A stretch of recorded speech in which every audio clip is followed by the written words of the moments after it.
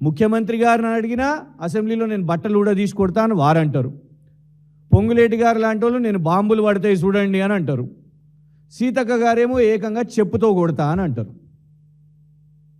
సీతక్క గారు, మీరంటే మాకు గౌరవం ఉన్నది, కానీ మీ భాషలో మేము అలా సమాధానం ఇవ్వలేము. మా విద్య కానివ్వండి, మా సంస్కారం కానివ్వండి, మా పార్టీ పెద్దలు కానివ్వండి, అలాంటి లాంగ్వేజ్ మేము యాక్సెప్ట్ చెయ్యం.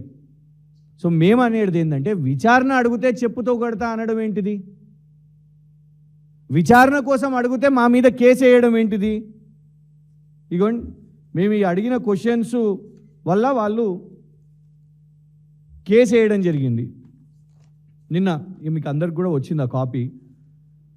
ఇంకా విచిత్రం ఏంటంటే, విచారణ అడిగినందుకు పెద్దలు కేసీఆర్ గారిని లీగల్ నోటీస్, వారికి లీగల్ నోటీసులు మేము ట్వీట్లు వేసినందుకు, మేము వీటి మీద ట్వీట్ వేసినందుకు, ఈ ఆధారాలన్నీ బయట పెట్టినందుకు కేసీఆర్ గారు క్షమాపణ చెప్పాలనంట, ఈ అన్ని పోస్టులు డిలీట్ చేయాలనంట.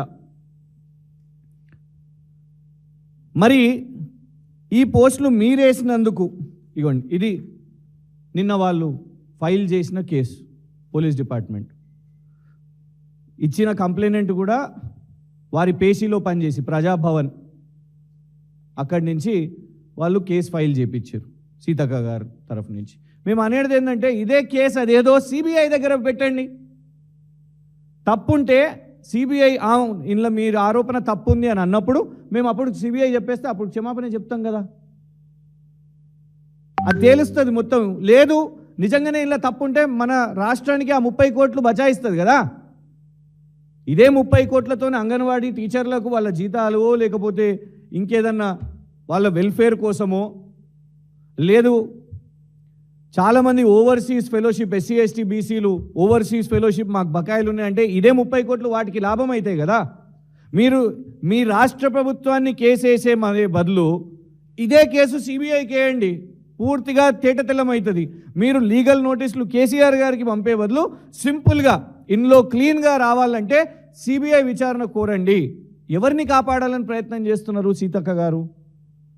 మాకున్న సమాచారం ఏంటంటే, ముఖ్యమంత్రి గారికి అతి సన్నిహితుడు, అది సల్మాన్ ఖాన్ గారి దగ్గరకు పోయినా, లేకుంటే miss England, miss world competitions పోయినా, రాష్ట్రంలో లేకుంటే ఏ పర్యటనలు పోయినా ఎవరైతే ఒక వ్యక్తి ఉన్నాడో ఆ వ్యక్తే ఈ కాంట్రాక్టును సీతక్క గారి దగ్గర తీసుకుపోయి ఇదంతా చేసిరు కావచ్చని మాకు సమాచారం ఉన్నది. ఆ పేరు బయట పెట్టేసిండి, అయిపోతుంది. విచారణ చేస్తే తేలిపోతుంది కదా, మాది తప్పుందా మీది తప్పుందా, మా ఆరోపణల్లో తప్పుందా అని.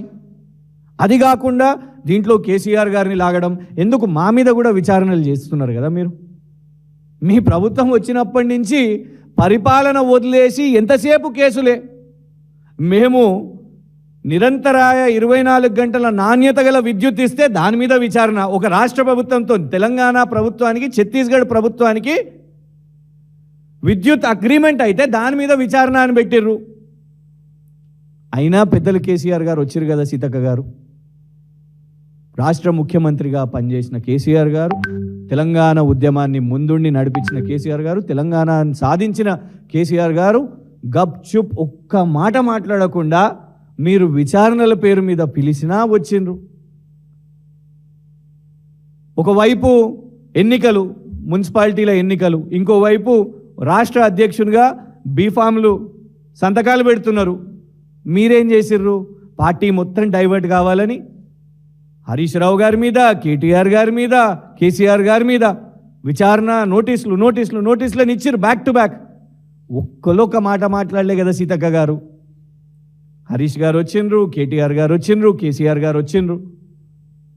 వాళ్ళు మీలాగా చెప్పుతోని కొడతాం, మీరు కాళేశ్వరం విచారణ చేసిన, ఫోన్ ట్యాపింగ్ అన్నా, ఫార్ములా ఈలో అయితే ఏసీబీ మొదటిసారి, ఏసీబీ రెండోసారి, ఏసీబీ మూడోసారి, ఏసీబీ నాలుగోసారి, ఈడీ రకరకాలు, గవర్నర్ గారి దగ్గరికి పోయినా ఏనాడు కేటీఆర్ గారు చెప్పుతో కొడతాను అనలే కదా సీతక్క గారు. మేము అడుగుతున్నది మొబైల్ ఫోన్ గురించి, మీరు అంటున్నది